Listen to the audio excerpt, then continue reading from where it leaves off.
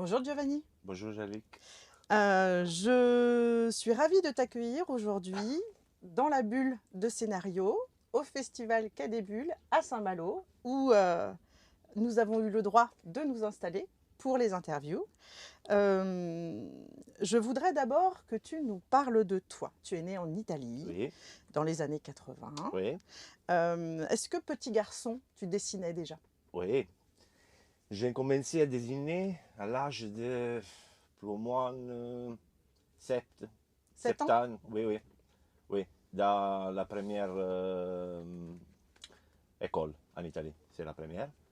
Et rien. J'ai commencé à dessiner et bon, c'est une chose qui part naturellement. Oui.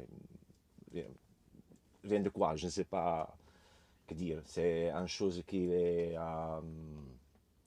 que je pense d'avoir appris de ma mère. D'accord. Oui. Ta mère, Parce elle que, dessine. oui, ma mère, elle a fait l'étude dans l'école de mode, de vêtements, Ouais. oui, et qui a laissé pour question familière. Et je pense d'avoir pris d'elle. Donc ta mère, elle a soutenu Oui, ta passion pour le dessin? oui, oui, oui, oui, C'est toujours le cas, d'ailleurs je crois qu'elle collectionne tous tes albums. oui, ok, oui. Quand est-ce que tu as compris que tu pouvais en faire un métier?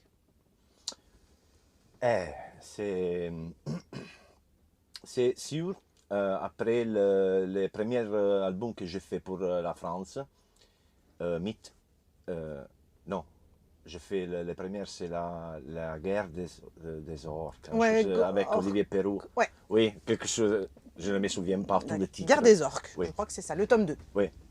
Et là, j'ai compris l'amour pour le travail.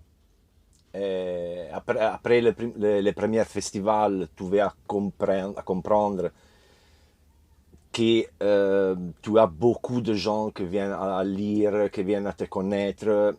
Et c'est très bizarre pour nous qui allons à travailler dans la maison tout seul. Quand tu viens en France, tu prends un peu de toute l'énergie qui elle n'arrive pas à la maison.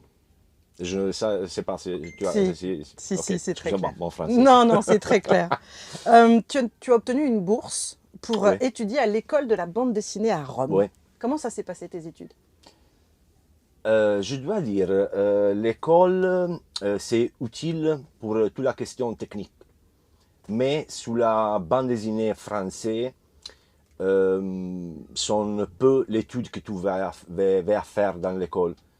Je peux dire que tous les gens qui veulent à écrire à l'école de bande dessinée de Rome cherchent de travailler pour les comics américains. D'accord. Sont peu les personnes qui sont intéressées à la bande dessinée française. Et moi, c'est une personne qui... Parce que je déteste toute la question de, comment dire, de le marché américain. Ouais, Ouais, c'est très différent. ouais. Ici, tu es un artiste. Là-bas, tu es un numéro. Ouais, ouais, c'est ça. Et tu es un artiste. Merci. Depuis donc la guerre des orques, en avril 2012, tu as fait plus de 20 albums. Ok. Eh ouais. Dans plusieurs maisons d'édition différentes. Est-ce que tu as un album préféré? Ah, euh, plus d'un album. Ah, Mon préféré, c'est sûr Les Mages avec David Courtois. J'adore. Et La Confrérie, je l'adore. Et. Stop. C'en est deux, oui. justement, tu as travaillé avec Olivier Perru, Oui. avec Jean-Luc Histin, avec Sylvain Cordurier. Oui. Est-ce que tu leur donnes des idées? Est-ce que tu leur dis, je voudrais faire quelque chose comme ça, je voudrais faire quelque chose comme ça? Oui. Alors la question c'est que si je travaille sur une série déjà existante, j'ai peu liberté de faire choses, de changer vêtements, de changer parce que les personnages sont déjà définis. Et sous la confrérie, pour dire, moi et Jean-Luc avons discuté, parlé un peu pour le vêtement de Agora, le personnage féminin. Et, quand je vais faire un nouveau série, j'ai un peu plus de liberté de penser à le concept de le personnage. Ici, dans la confrérie, je ne peux pas parler. Ah, je t'en prie, parle. Okay. Alors, dans la confrérie, Agora, elle part avec un autre vêtement, beaucoup plus simple de Tourak. Et alors, j'ai regardé Tourak et j'ai dit à Jean-Luc, oui, mais je trouve un peu de, comment dire, sont différents.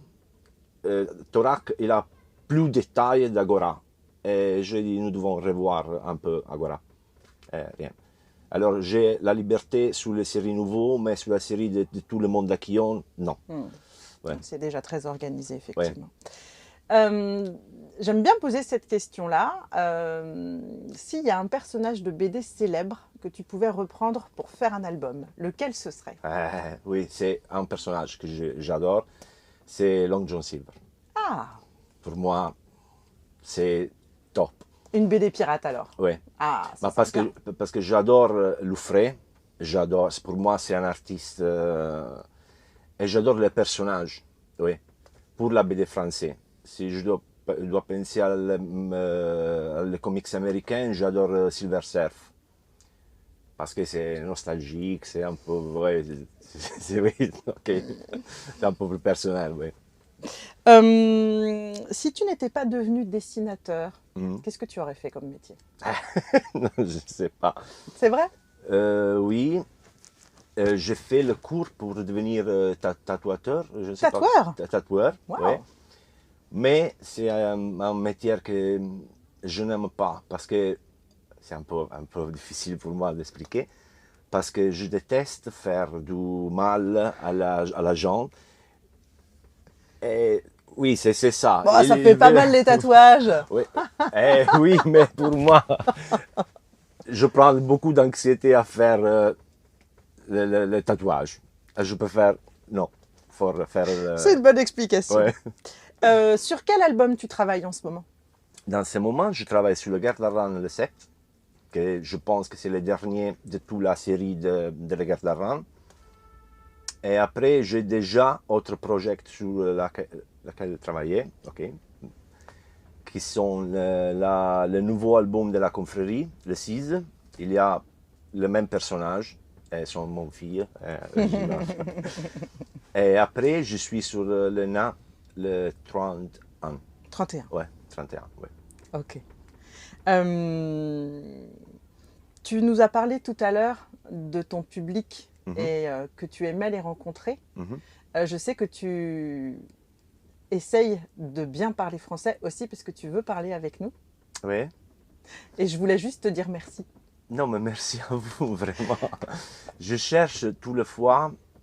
Alors, je voudrais dire une petite chose sur tout le monde français.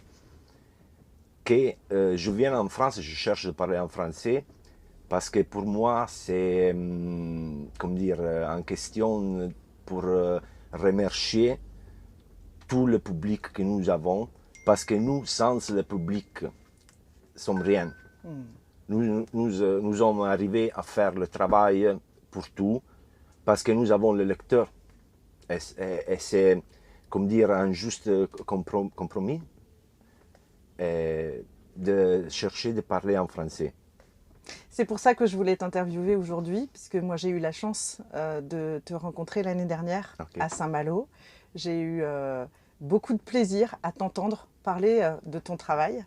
Je suis très admirative de tout ce que tu fais et je voulais que tout le monde puisse en profiter aussi. Merci beaucoup, Giovanni. Merci à toi, vraiment. Merci à toi. Voilà.